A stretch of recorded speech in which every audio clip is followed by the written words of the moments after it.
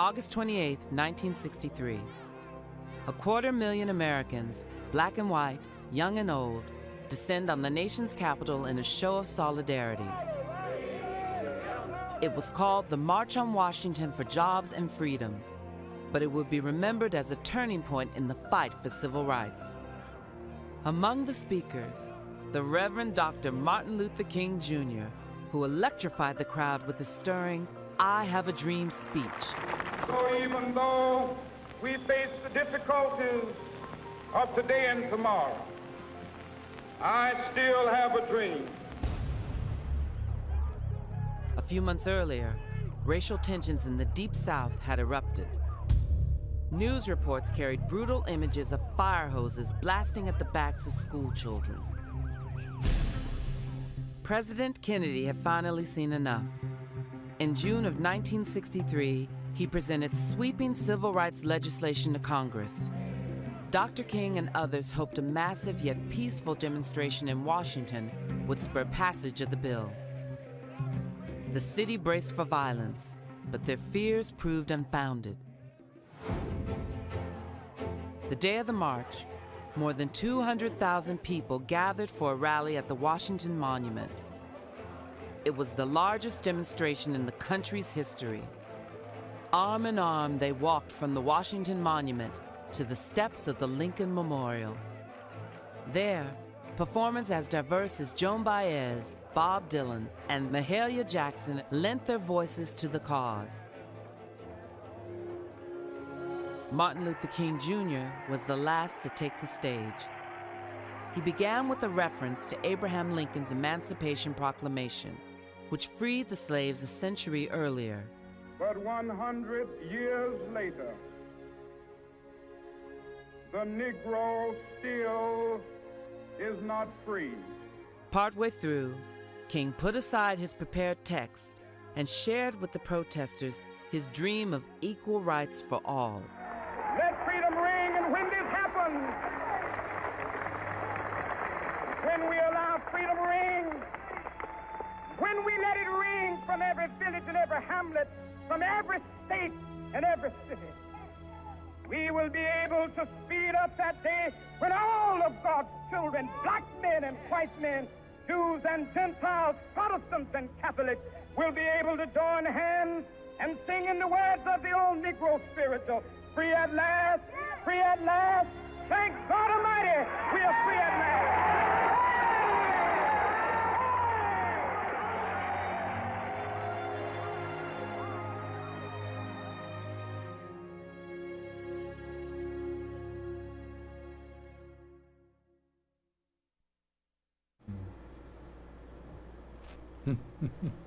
You have to be an old man to really understand what that meant to us as a people.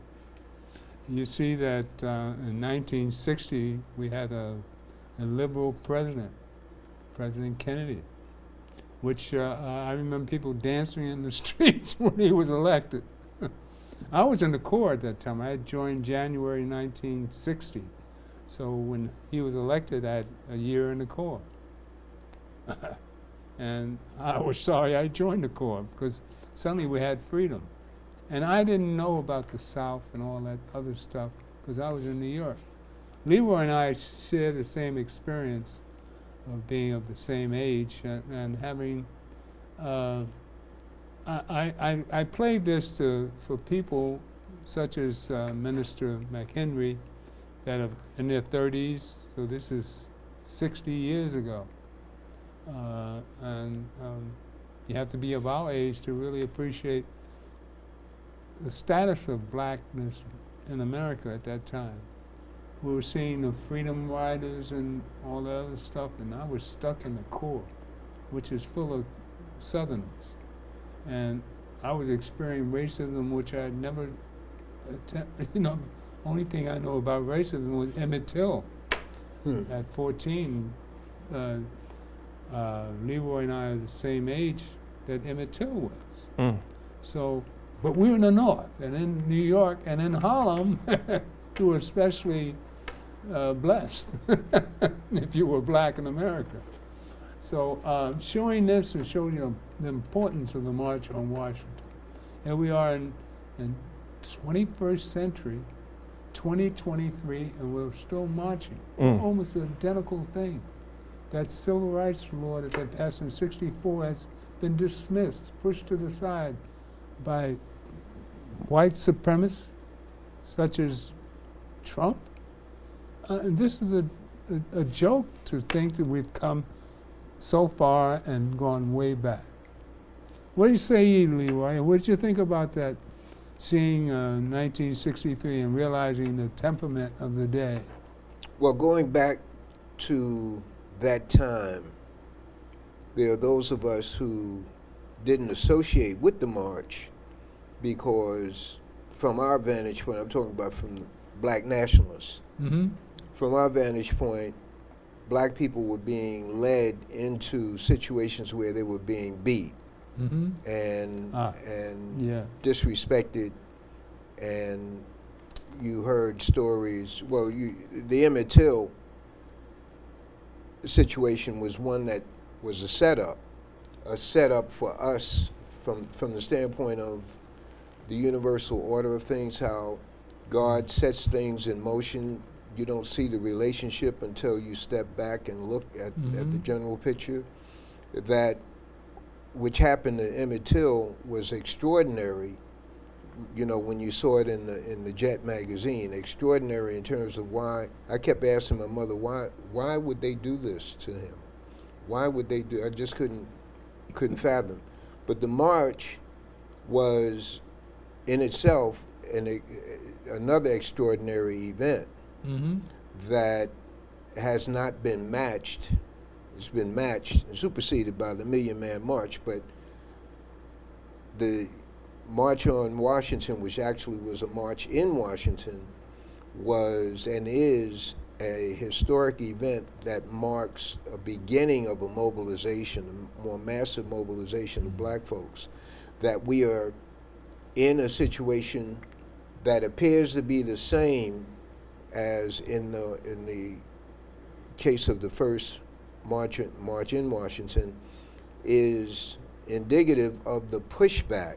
Mm-hmm. See,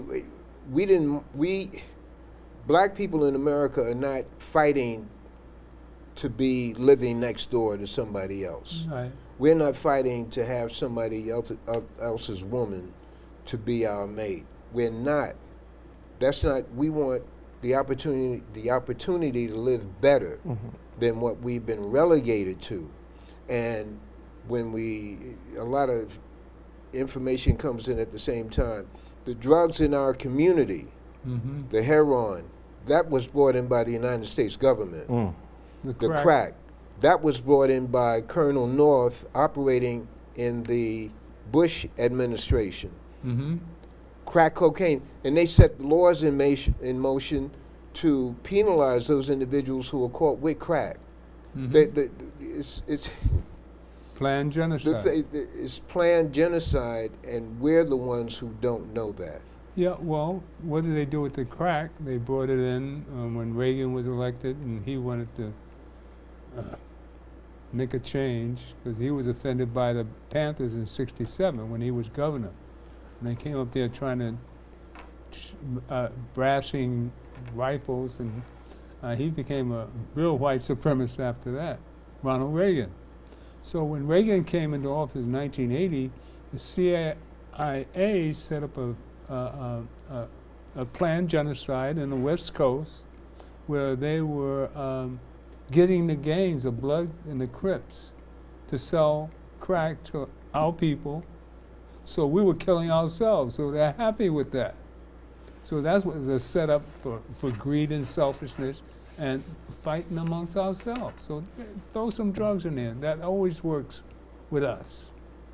Let us kill each other fighting over making money.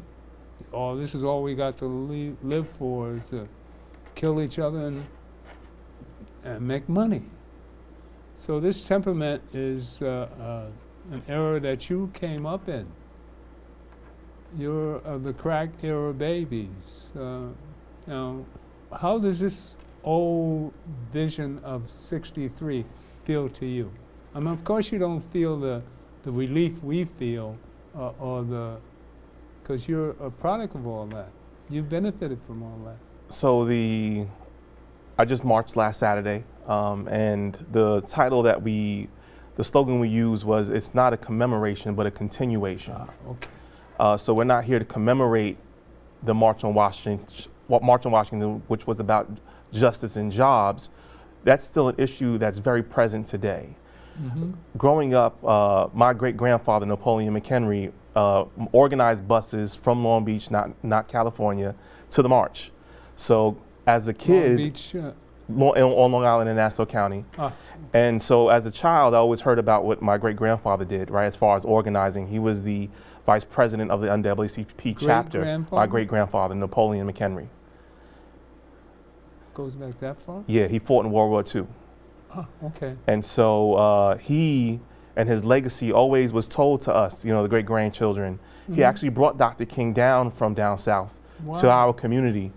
And he walked the streets with my grandmother, right? My grandma was a little girl. So as a child, I was always told about the March of '63 because they organized buses, because Dr. King was just a preacher that came down and preached at the church and shed light on what was going on in the community. So growing up with that, I always thought of Dr. King as someone who was in the light of Christ himself, someone who was Christ-like, and someone who bared the burden of creating change by paying the ultimate sacrifice with his life. He loved us more than he loved himself. And the thing that I was taught is that when you follow Jesus Christ, even though your enemy puts you in a grave, on the third day you're going to rise up anyways. And with Dr. King, we see that, yes, his enemies set him up to be slaughtered, but the same enemies celebrate him today, right? We have a national holiday. We celebrate his birthday. And so we can look to Dr. King, continue to understand that continuation, it may not be going our way right now, but if we continue on the fight, continue on the march, our change will come. As I watched that video, I thought about how smart it was to organize at the Lincoln Memorial, right? There's all kinds of memorials in Washington. There are all kinds of statues. So why did we go to the Lincoln Memorial in the 60s? Why did we go to it last Saturday? Because Lincoln was the only one who really promised us that we will get, right, our 40 acres and a mule. He promised us freedom, right, by creating the Emancipation Proclamation, was created through an executive order. And it was him that promised all of that, which we still have not received today. And so in going to the Lincoln Memorial, the promise was that Lincoln would give us those things to help fight in his war that he was tremendously losing. There was always this narrative that is taught that Lincoln freed the slaves, but the reality is that we freed America. It was Ulysses S. Grant that was beating back the Union. And it wasn't until they allowed us to fight in the war, to fight for ourselves and freedom, that we actually not only purchased our own freedom with our blood, but we also purchased the Union of America that it is today. That's another thing that black people don't understand, how patriotic black people have always been. We fought in all the wars, and yet we fought in World War II and helped.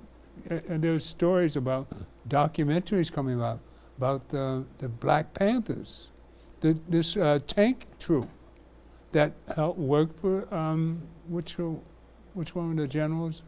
Sherman. Was it Sherman? Oh, I forgot. So a senior moment. I understand, we all go through it, but I just get so fired up when we talk about Dr. King. Because again, someone who is not just talking about making change, but lived it. And so the famous "I Have a Dream" speech, which is not even titled "I Have a Dream," it was titled "A Call to Consciousness." That was the name of his speech. And a lot of us don't know the information that he was going through this beautiful sermon that he had scripted together. And as he thought it was going to knock the crowd away, the crowd grew silent. And it was Mahalia Jackson, the famous singer, that screamed, "Tell him about your dream, Martin, tell him about your dream." And as he began to speak the dream, his body began to fill up with the Holy Spirit. He began to speak into the future. I had a dream that one day. And as he began to speak, you could see the Spirit take over him and the crowd get into it. Because we know that it's by the Spirit of God that we can fight the devil himself, right? What other power do we have to fight the devil and the forces of the devil but the Spirit of God? And then he began to talk about the dream that God gave him, that my daughter, right, wouldn't be judged by her skin color, but by the content of her character. Right. And he went on, and they stood up. But sometimes you need somebody to poke you in the back. Tell that message that God gave to you. And that was Mahalia Jackson. A lot of people don't talk about why his speech changed, right? Trajectory. Dominique says that at the huddle. So but history says that, right? History says that. And so for those who are watching, please come to the huddle every Monday night, because they talk about the history. But it is imperative that we dig into what shook this country up in the 60s. If we even go further back, we can talk about Frederick Douglass. Frederick Douglass was a lay preacher. So if we understand that this is not a commemoration, we don't have time to commemorate anything, that we have to go against the fact that, as you said, they're rolling back civil rights. Right. They're rolling back affirmative action. They roll back voting rights. They're taking us back to a place, or to keep us in our place as second-class citizens. So we have to rise up. And it's not just marching. It's not going to just be one march, but we have to organize and continue to hold people accountable. What was it? About 2 years ago, we just had we all got on a bus during the whole George Floyd pandemic situation. And all of these companies came out and said, we're going to be for justice, right? Because the whole world said, oh yeah, there is police discrimination, there is racist practices in all kinds of industries within America.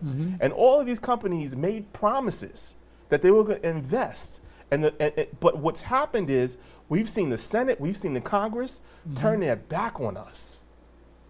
So we need to get the president on and Congress, and we need the Senate to get on the same board so that they create policies that are affirming the fact that we are not second-class citizens and that we can play on the same board as everyone else. The fact that they're putting all this in place to keep the wealth gap at where it is, to keep the health gap where it is, to keep the education gap where it is, we have to continue to fight and understand that the power isn't a vote, and that we have to organize and say enough's enough. Amen. Amen, brother. Thank you. That's only part of your sermon. He's so funny. My man. That's my man. Now, what's important to understand, the backlash from the 63 event. 2.5 weeks later, we had the bombing of the church in Birmingham, Alabama. The 4 young girls that were killed. And that was this was August. July, this happened, the shooting. By November, Kennedy was killed. All happened in 63. So the backlash from 63 is evident in how everything seems to, we take 2 steps forward and 4 back, or is it 1 step forward and 2 back? Either way, we always seem to be going backwards.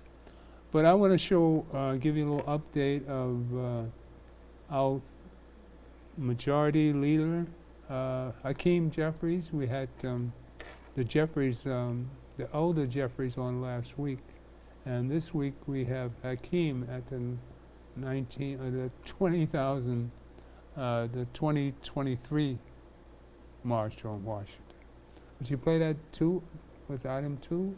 Or Hakeem is which one? Play Hakeem.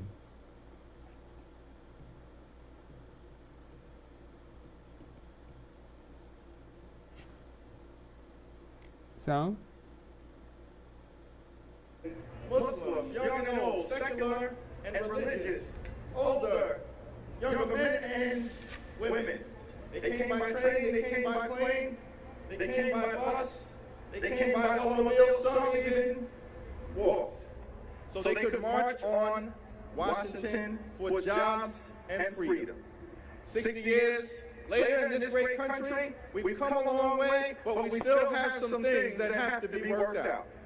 So we're here today to continue our march toward a more perfect union. We're here today to fight racism. We're here today to fight anti-Semitism. We're here today to fight hatred in any form. We're here today to fight for voting rights. We're here today to fight for civil rights. We're here today to fight for reproductive rights. We're here today to fight for workers' rights. We're here today to fight for LGBTQ rights. We're here today to fight for racial justice. Here today to fight for social justice. Here today to fight for economic justice. Here today to fight for climate justice. Here today to fight for free and fair elections. Here today to fight for equal protection under the law. Here today to make America the best version of herself.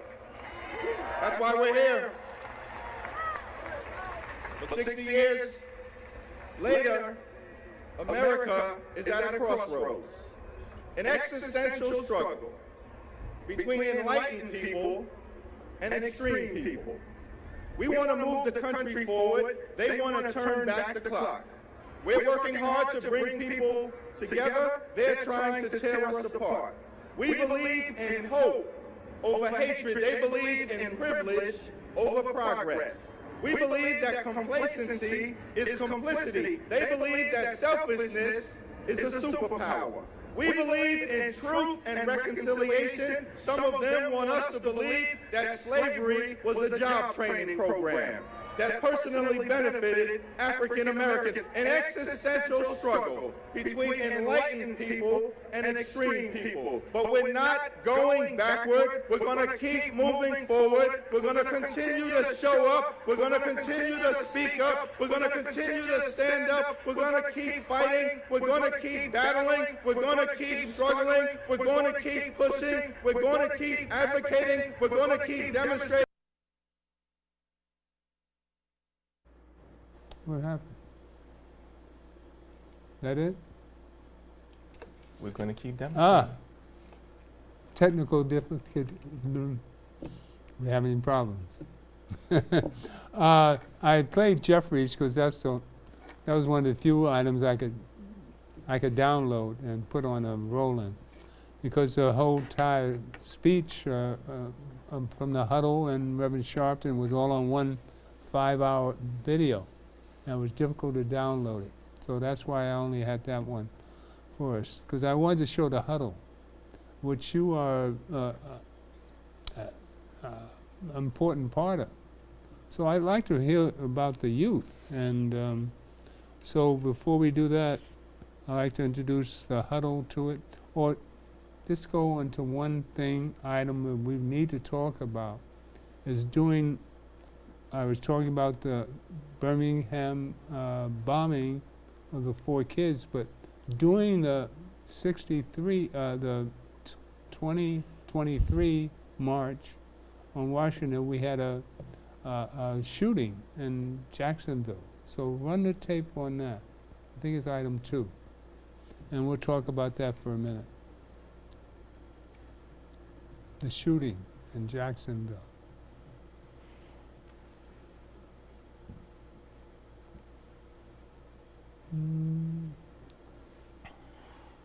New details this morning into the racially motivated deadly mass shooting in Jacksonville, Florida. The community is now coming together to remember the 3 people killed as we learn more about that suspected gunman. ABC's Rena Roy has the latest.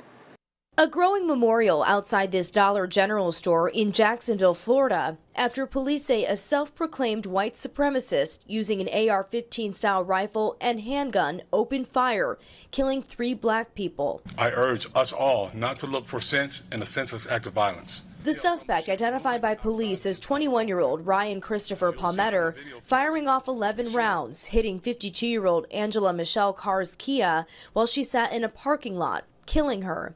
Authorities say he then walked in, shooting and killing 19-year-old employee Anolt Joseph Laguerre Jr. and 29-year-old Gerald Gallion, the father of a 4-year-old girl. She's so young, and all she knew was her dad. The gunman texted his dad to go into his room, where police say he found a last will and testament and suicide note. The family calling police, but their rampage was over after about 10 minutes. The shooter taking his own life as officers arrived on scene. Florida Governor Ron DeSantis, who's a leading candidate for president, was booed by residents in Jacksonville as he spoke about the shootings. Florida stands with the community. Help is on the way. Some saying his policies and rhetoric attacking diversity in the state are in part to blame for creating an atmosphere of intolerance. Respectfully, Governor, he was not a scumbag. He was a racist. Investigators say Palmetto was involuntarily held for 72 hours at a mental health facility as a minor in 2017, but that he had no prior criminal history and legally purchased his weapons. Authorities say he had writings containing racist and hateful ideology. Rena Roy, ABC News, New York. Now, here we're talking about a 21-year-old. We're marching in Washington against white supremacy. And this young man's got the swastika on an AR-15, killing black people, hated black people. Now, what is the backlash from Trump's presidency and the rise of hate that was always there? I mean, we're going back to '63 when that hate seemed to be subsided. You wouldn't have anybody out there acting like a Nazi in '63. I mean, they'd be torn down limb to limb in '63. But here we have 100 years later, 60 years later, and Nazis are running around killing people. So I believe we're in a dangerous place. I wasn't around in the 60s, so I can't really speak to it, but my elders tell me that white supremacists who had that kind of level of racism wore sheets over their head when they went to do crimes. When they burned crosses on... no comparison to Nazis. So we're talking about Hitler. So what I'm talking about are, because Nazis were in Germany, but there were already people with the ideology of Hitler here before Hitler got his ideology from here. So we're not talking about specifically the fact that he had swastikas on his gun, but specifically that the hate that is birthed out of this nation was way before we could talk about anything going on in Germany. But my point is this. Today we're at a dangerous level because they don't wear sheets over their head these days. They're not even putting masks on. They're going out in broad daylight with cameras on them and writing referendums. They're writing notes about what they're going to do, painting themselves as heroes. We're in a different age. It's scary.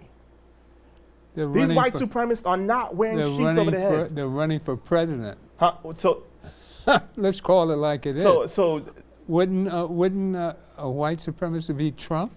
So Trump-like? So a white supremacist. I mean, can we call Trump a white supremacist or what? That his grandfather was a part of the KKK, but the KKK is on a different level, right? Did you see that mug shot? That was a shot of the devil himself. That's what that shot was. Say, I am a devil, and I'm going to look like one, and take me down. So I just want to talk, if we're going to talk, we can talk about devils all day, but the one that we need to... I'm talking about this particular devil. I know. The one that we need to focus on is Ron DeSantis. Because, and this is why. This is why we got to focus on DeSantis, because DeSantis... He's dismissed. No, he's not. DeSantis... So you don't know this because he's a little sissy. No, so you might feel that way, but his policies are not sissy-like. And what he's doing policy-wise in Florida is not that of is even Trump did not ban Black history. That was DeSantis. DeSantis did that in the state. 4 months ago, talking about gun laws, he stripped gun background checks. Not Trump, DeSantis. In the state of Florida, which made it easy for this 21-year-old to get a gun who had no record of any sort of criminal abuse in the past to then do all of this, right? So when we talk about the devil, yes, the devil is at work. Evil is at work. And the only thing we can do is stand up. But as much as we can parade and say that, you know what, hate is wrong and we can march on it, there needs to be policies put in place to stop the guns from, because this is not new in Florida. This just happened a year and a half ago in Buffalo, where a kid, white supremacist, walked in a supermarket and shot it up. Dylan Roof was also a Nazi. This is not just an issue. Dylan Roof was also a Nazi. So he was a part of the neo-Nazi group, but we have to understand that it's not just one group, it's many groups. I bring this point out that it's amazing that America, after fighting a war against Hitler, would even let this demon appear again. I'm just amazed that they let Hitler come back. Let me interject here, because when we went to school, we heard about the Nazis. But we didn't hear about the industrialists in America who were assisting them. And the name that pops up is Prescott Bush. Talk about it. The grandfather of the father and the grandfather of the Bushes that was presidents of the United States. And Kennedy was ambassador to England. The thing is, they don't have to wear a Nazi sign for them to be Nazis. Upstate New York, when you talk to brothers who've been incarcerated, they'll tell you about prison guards who have a tattoo of a black child, a black baby, hanging from a tree. That's on their arm. This is in New York City, not New York City, New York State. Talk to some of the brothers who've been incarcerated.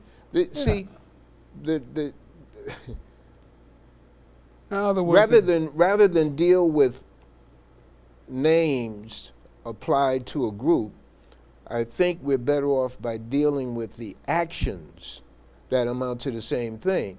Mass incarceration is associated with the guy that's in the White House now. Mass incarceration, changing the laws from misdemeanors to felonies, and then swooping up our children. When they talk about, when you hear them talk about the immigrants, they talk about they'll be filling jobs that there's a worker shortage. And the workers are in prison. That's the irony of that. Our young people are in prison, and getting Trump can disappear tomorrow. Something can happen to Trump. He either leave the country or the evil accident of time takes place. And we will still be dealing with that mindset that he might carry that gets us, as the brother says, we're in a very dangerous time. And that dangerous time might be exacerbated by the fact that they, who would be called white supremacists, see their influence dwindling, being reduced. But we're not the cause of it, but they will swoop down on us and make us the fall guys for their situation, which they are bringing down. They are destroying their own families. That's right. They're destroying their own families by this, you know, and I'm listening to this brother talk about we're here to fight for rights for them. He named about 1,800 groups that march was for. We're the people who are most aggrieved in the United States of these Americas, not this group and that group, because those groups that he's talking about, they are fighting for the license to do stuff, to come out in the open and do stuff. They ain't got no problem. They never had problem. I'm using the pronoun they. They never had a problem, because when I got into corporate America, they were in top positions. They were in top positions. So the bottom line, Trump is an individual who can be targeted, but he's targeted by us. Well, hey, and DeSantis, for that point, DeSantis is coming in as below radar. That's how, because you sleep him because he seems defensive, but his mindset is getting in the White House by any means necessary. See, DeSantis doesn't compare to what Trump has done and the effects of Trump. And Trump is an autocrat or a Nazi. His father was a Nazi, a Klansman. His grandfather ran a whorehouse in Canada. His whole DNA is He's always been a hustler here in New York, and So I just. but see, no, what I'm saying is, the comparison of '63 to today, our standard of living was, I mean, our morality was a bit higher than it is today. I mean, we didn't kill each other like we do today. We didn't go through the, I mean, there were drugs in the community, but we didn't have that crack epidemic where we kill each other. I'm talking about the diversity of '63 is comparison to the diversity of 2063. Wasn't it? Let me just say this. Go. Our morality is being eroded by following them, how they dress their little girls, how they, it's also, we're not going to church. We used to, the Nationals, the Black Nationals, yeah, man, there's church on every corner, man, with a liquor store on every corner. Now today, I want to see young guys go to church, believe in some supreme being, because they look upon, they've been conditioned to look upon ourselves as nothing, they say, niggers. That's right. That's right. That's how they. We fought over which God to follow, or there's only one God. We were fighting ourselves again. But our religious. Look the way Malcolm and Martin fought. And the end result was that they. When you study their speeches, I have a dream. They tried out to keep us dreaming, but he also had in that speech the promissory note that we brought the check. That's and right. ain't no funds in there. So I can't say it like the brother said. But when you study Martin Luther King's speeches and the tenor, his tone, especially in the last year or so, he's coming from a whole different zone. And when he threatened to have that march in Washington, the Poor People's March, that's when he was assassinated, because all these poor people were going to come and encamp. And the last time there was an encampment there, that was their own people. I think it was in the 20s, and they shot them up. Right. The veterans. Right. My brother here, brother minister here, brother, don't take no stuff, minister. This brother said, man, wait a minute, this is Baby Dyson up in here, brother. I said, well, Baby Dyson. No fear, tell the truth as you know it, fight for your people, be relentless, because the enemy is relentless. And the enemy numbers more than Trump. More than Trump. That's right. So every generation, right? Because when we talk about, we can never target our energy towards one individual, because we're not fighting an individual, but we're fighting systems. On January 6th, there were neo-Nazis there, but there were many groups of white supremacists there. White supremacists carry about 75% of hate crimes in America. You and I know this, we see it all the time. Yeah. But when we're looking at, specifically, we know that Donald Trump is their mascot for the moment, but faces will change and the devil will be the same. And so we have to understand that when we look at the fact of the march on '63, and then the bombing of the church in Birmingham, and the killing of those 4 girls, and then the march last Saturday, and then this white supremacist attack. The same day. It's no different than in the Bible, where God chooses this shepherd, and he says to him, you know, hey, you, Moses, he says, I'm a fugitive. No, I want to send you back to Egypt. He says, I don't even know who you are. He says, I am the God of your fathers, Abraham, Isaac, and Jacob. And he says, but my people, he said, you want me to go back there? Where I ran away from the future? The people that are over there, you don't have to worry about. But he says, I don't even know your name. He says, I'm Ehweh. I am that I am. So he says, oh, you're Yahweh. So when he went to the people, he says, your God, the God of our ancestors, sent me. We're not supposed to be in chains. I know we look like this, but we're not this. And he had to convince the people. And so God sent him before Pharaoh. And he said, and in believing that, you know, the Lord gave me this message, I'm going to talk to Pharaoh like he told me, and then he's going to let these people go. What happens is that the Pharaoh says, okay, you want freedom from my system?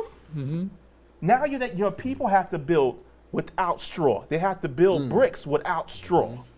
Before the liberation comes the test. And so at this moment, yes, we've had this march, but right now is the test. Before it gets better, it's going to get a lot worse. And if we're not fighting this Pharaoh, if we're not calling plagues out of the sky, our change is not going to come. They're rolling back everything we gained in the 60s. Martin Luther King's "I'd have a dream" speech means nothing if laws did not change. So now we're here. And what are we going to do? It's not about preaching till we're blue in the face. It's about grabbing these laws and changing them so that all can live in America safely. So that this promise of American liberty can be for all people. It's not about Trump. It's not about an individual. It's about us rising up in the Spirit of God and stepping on the system of the devil himself. Anytime a system is depriving and marginalizing a people, we know where it comes from the abyss of hell. So what are you doing about it? We can't point at any individual, but point at that God that's in you. So that the God in you loves the God that's in me. And maybe I can't make you love me, but I could prosecute you for hate. But I can't prosecute you if the law is not in line to do so. So we need to understand that, yes, a man went up and shot in Buffalo, a supermarket. Last Saturday, a young kid went up and shot in a dollar store. But what are we doing to take the guns out of their hands? We're talking about guns that could murder 20 to 30 people in a minute. We're not talking about a handgun that goes pow. So it's not no Trump, it's not no DeSantis, it's the system. It's the IRA. What are we doing to break up these lobbyists? This is a problem that we've had for quite some time. So what are we doing? The young people have to learn how to vote. So I expect that you will lead that march. And the huddle of National Action Network is a breeding ground for leaders such as yourself. And that's what you come out of. I mean, that's why I think your direction lies. And I'm going to show a piece by our founder at the huddle. Play 4B. This is Ashley Sharpton, the second half of her closing at the huddle last Monday. I find it such a profound, touching moment. I won't show you I'm missing 3 minutes of the first part, where she talks about, well, maybe we'll show that some other time, but I want you to feel Ashley Sharpton, which she was supposed to come in on Zoom today, but we had a few problems with that. But minute was split. It split maybe 7, 8 years ago. We can acknowledge it or not. But there is a calling for those under this banner, as far as the National Action Network. 10 years ago, if you knew me, I would have been up here fumbling, hiding behind Dominique Trees. Whoever wanted the mic, I'd have let him have it. Whatever. Because I didn't know my purpose. I didn't know what I was here for. I didn't even care, honestly. I just wanted to go have fun and hide and be Ashley. But at the end of the day, there's a calling. There was a knack that kept calling me, no matter how smacked I ever got, no matter how far I ever traveled, that kept calling me back here. There was a calling that kept calling me back to huddle. Even Mondays, I didn't want to come do this. Even sometimes, none of us wanted to come do this. There was a reason. And it all made sense to me on Saturday. When I saw Usman, and I keep saying it, and I know you're like, oh, she keeps saying the same thing, but y'all don't understand what that journey looked like. And where Falivi and Usman, we found Falivi in, okay, sorry.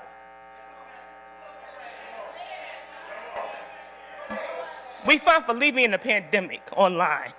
That young man stayed with us online every Monday until he started coming and huddle every Monday in person. He then found his friends. They brought their friends here every Monday and believed in the dream that I started. He didn't have to believe in it because I'm not the nicest or the most easiest person to deal with because I go through my own things. But despite that, he continued to come because he believed in it. Patrice continued to come because they believed in it. Dominique continued to come because they believed in it. All of y'all can say what y'all want to say, but they were there. They saw it every week. They saw our struggles that we went through. My mother made sure if we had the 120 for the food or not, we was fed every Monday. Arnold Penix was here every week to provide us some kind of humor, some kind of lightness, some kind of entertainment so that it wouldn't be so heavy every time we talked about what happened outside the doors. You don't understand what you're coming to. I did not understand what I was creating, but we kept going. And 9 years later, young people got a chance to stay on the same platform as Dr. Martin Luther King Jr., as Reverend Dr. Al Sharpton, and feel as their words were just as important. Their thoughts were just as important as the leaders that we see every day. That might not mean nothing for you, but it meant something for me. Because I never thought that anything that I could say would ever matter. I don't care how many times we huddle up. I didn't think that it would matter enough or make sense enough to ever be on a platform as that. But to see Reverend Sharpton, Jamal Bryant, to see Andrew Young, to see people that paved the way for us, and then to understand that they gave us the space to say, what do y'all have to say? We want to hear y'all. What are your thoughts? Lead us. If that don't challenge y'all to do better, I don't know what will. I'm not just because I'm Al Sharpton's daughter that I'm up here. I'm up here because somebody believed in me. And y'all believed in me and y'all followed me. And if y'all crazy if that don't activate something in you to get up and keep going and do something positive for yourself. If you don't ever come back to huddle, learn that you can do something if you believe in yourself. The only person that ever limited me was Ashley.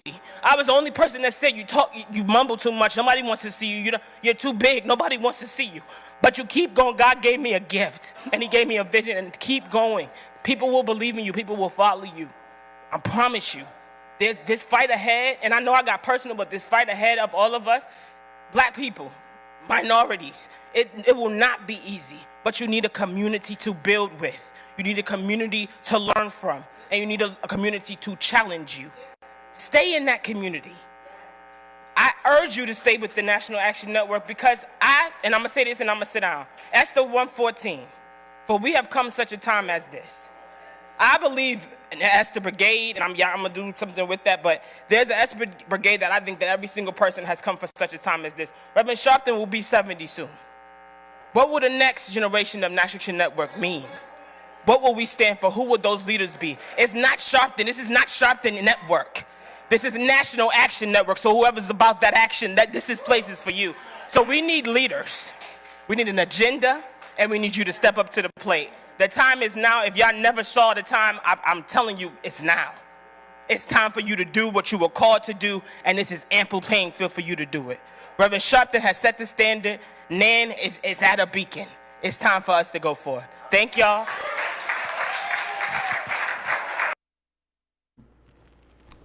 Now, you have to realize that I met this young lady 26, 27 years ago when she was 6 or 7, I think she was younger than that. And so I've watched her grow, and the environment that she's in, this is a product of her environment. All these, she saw her father go through all these ups and downs, like in the early days, living through that, living through a person that's a disciple of Martin Luther King. To me, I've got Reverend Sharpton by 13 years. So I watched this whole battle of Martin and Malcolm, which we witnessed, and to see Reverend Sharpton come out the way he did because he was in church. He was with God. We all were raised in some kind of church. That was our early beginnings. Without that early beginning boot camp, your spirit doesn't know which way to go, because we're all challenged by the God and the devil in us. I say this all the time. But to see Ashley speak the way she speaks, and I'm had to watch watch her grow all these years. And that hit me in the heart. She speaks from the Spirit. We're talking about this as being the Spirit, being the human experience of the Spirit. And that's what we have to understand as black people. Our blackness gives us the God stimulant that keeps us going through all these struggles. And if you can't touch the God in you, then you're lost, because that devil in you will get a better part of you. So it's an individual struggle between each and every one of us. So we have to find our own way, our calling. Now I see this as a calling for you. Now they're putting you on point. You're hearing it preaching today. You had a calling to come on the Gilchrist Experience and talk about God. I would can we hear from an elder first? Sure. Yeah, Dudley Bus. Did I put him on the spot? He's already on the spot. You just put the light on him. Spotlight. So funny. You know, the spirit of the huddle. I've not been to the huddle. I know of the huddle. I know the young ladies and the young brothers that you've had on the panel here. And I salute the National Action Network because it's an opportunity for young people to become involved and meet people who are activists from different communities, because you have different ministers coming from you know, wherever, and they're teaching on Saturday morning. And the growth and development of leadership, the lack of that is, from my standpoint, is mirrored in what has happened in Harlem in the last 20 years. We had a black mayor, we had a black borough president, we had black senators, we had black council person, we had black senators, and where's our leadership? Where's that young leadership that should have been coming up behind them? Now we have to do that. When I say we, those of us who have a consciousness, to give the knowledge, to give the experience to the young people who can come within our orbit. And that is one of the reasons why I advise parents who see the Gilchrist Experience to get their children membership in National Action Network, whether they come to huddle or not. Let them carry a membership card, because that they belong to something on a higher level than some group in the community. And lastly, the belief in God is, the lack of the belief in God, I feel, is the cause of a lot of our youngsters killing one another. Right. Aside from the music that's conditioning them to do that. There you go. There you go, brother. And the belief in, if the life is not sacred, their own life is not sacred. Right. I'm not going to live beyond 17. That's how some of them are thinking, beyond 20. And you say, wait a minute, hold it, man. You know, we never had that kind of thinking. Right. That's foreign to us.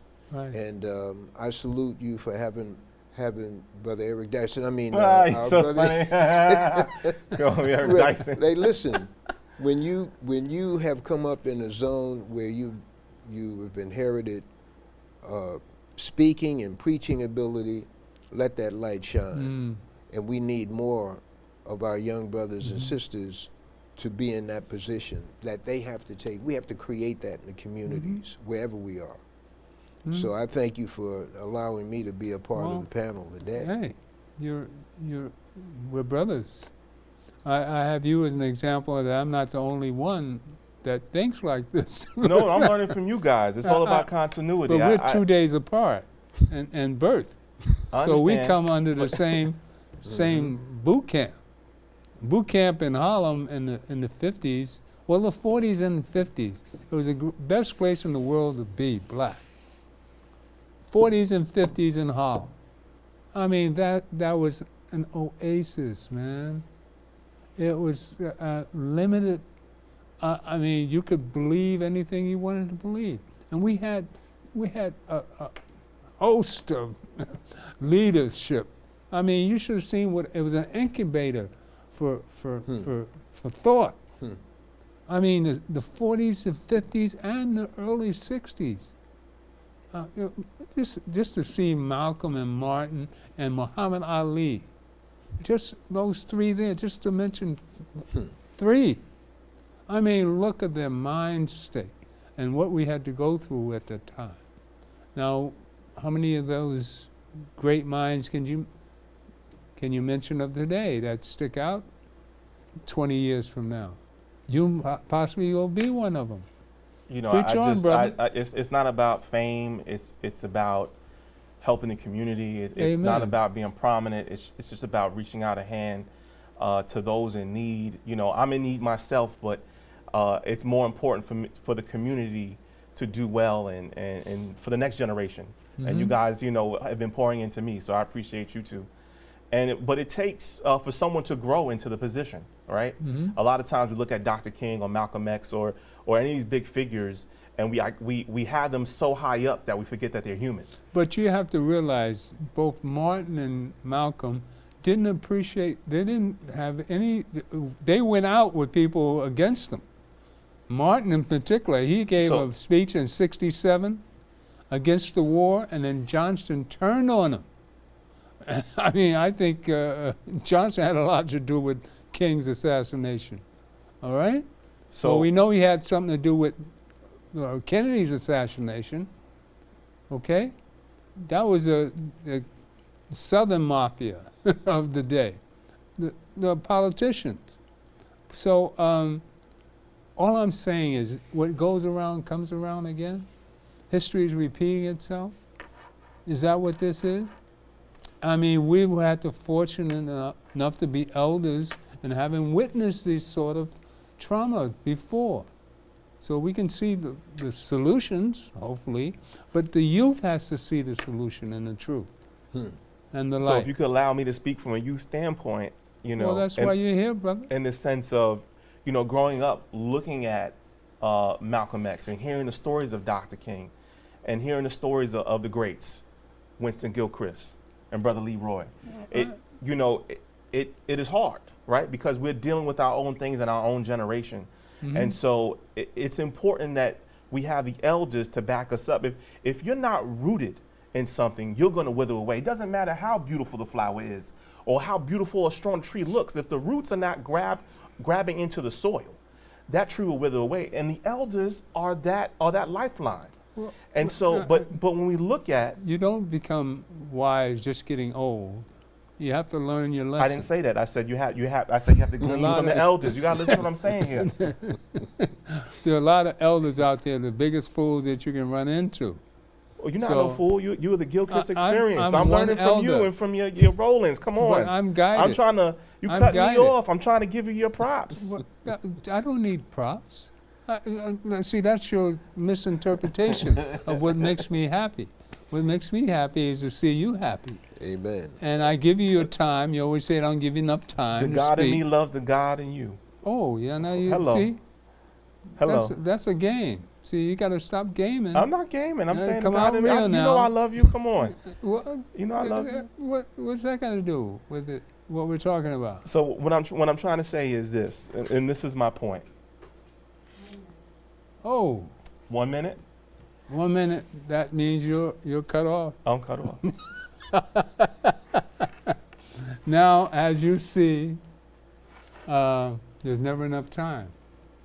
But I think we accomplished what we set out to do, is show you a comparison of the old and the young and what we have in front of us.